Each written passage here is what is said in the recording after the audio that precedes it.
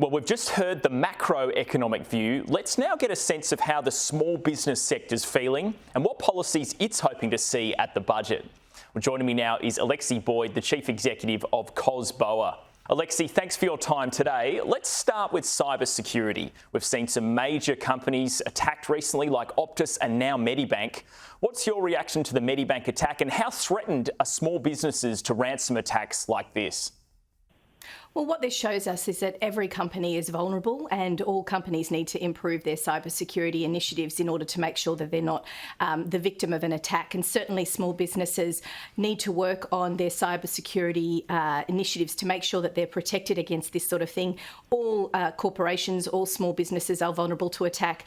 Our survey has found that almost half of attacks more recently have been targeted at small businesses. So this Cyber Wardens initiative is about empowering them to improve the cybersecurity awareness and mitigating risks within their business so that they can protect themselves, their customers' data and the future of their business.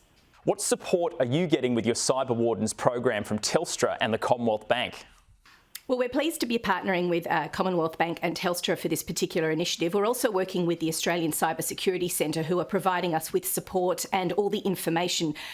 The Commonwealth Bank and Telstra obviously have large small business customer bases, and we're hoping to roll out this program and target as many small businesses as possible to improve their cybersecurity and mitigate those risks. The concept is that a small business person chooses an employee or perhaps themselves or their trusted advisor to take on the understanding of what they need to do as a small business owner to mitigate the risk for cybersecurity. And then that person is actually empowered through micro-credentials and a recognised micro-credential so that when they move on to the next position or the next small business, they take that information with them. So the Cyber Wardens initiative is about empowering more small business employees to really have a good understanding of what's required, but also to teach others within the small business and within the community as well.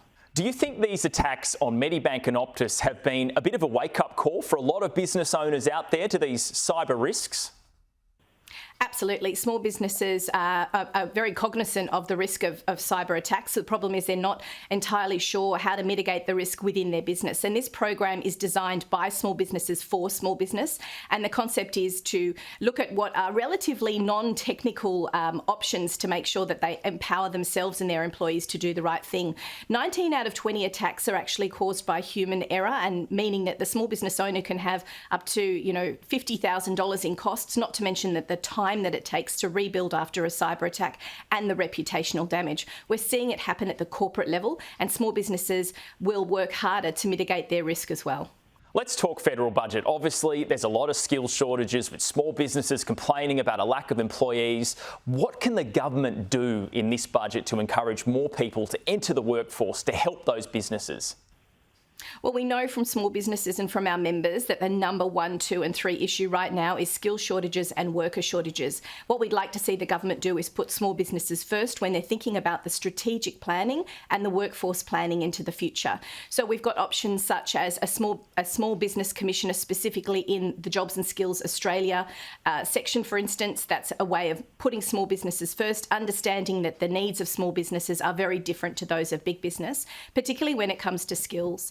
And the forward planning for workforce strategies, it's very important that we think of small businesses and what their needs are. And to include small business associations in that strategic planning is so important because they really know what the future of their workforce needs are.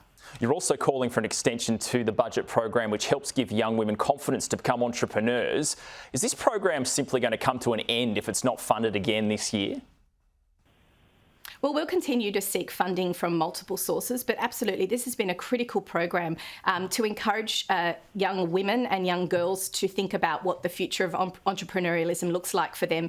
It helps them to start a business, it helps them to understand how you can take something from a concept to a minimum viable product and beyond, and we're really thrilled that it's something that's recognised within the school curriculum nationally. So importantly, it's something that teachers can pick up and use in the classroom, and it's actually compliant with the school curriculum. So we think it's a really important program, particularly looking at the future of women in the workforce, women in small business, and this is the next generation of female founders, and we'd like to see that continue.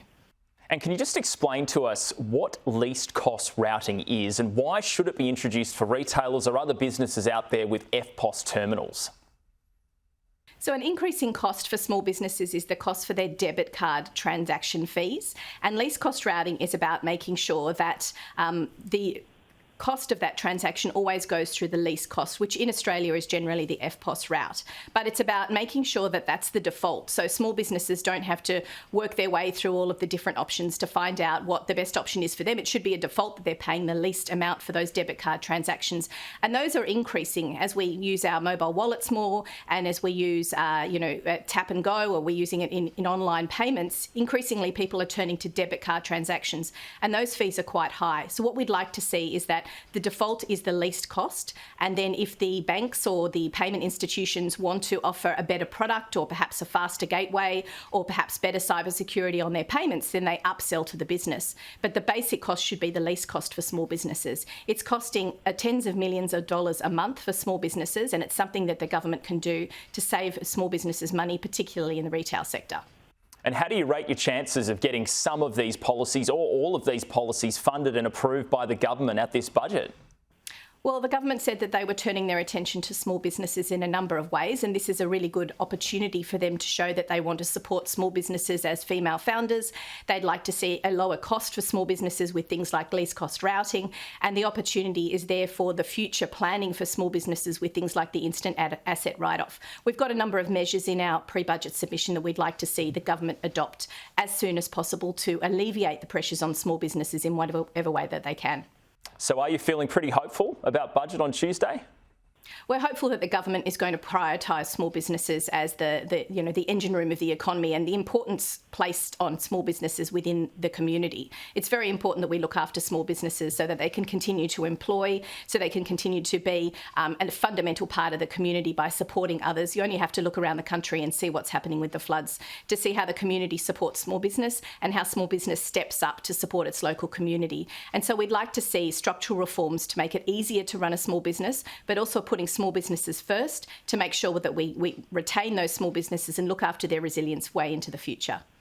Well, Alexi Boyd, Chief Executive of COSBOA, thanks for your time today. Thank you.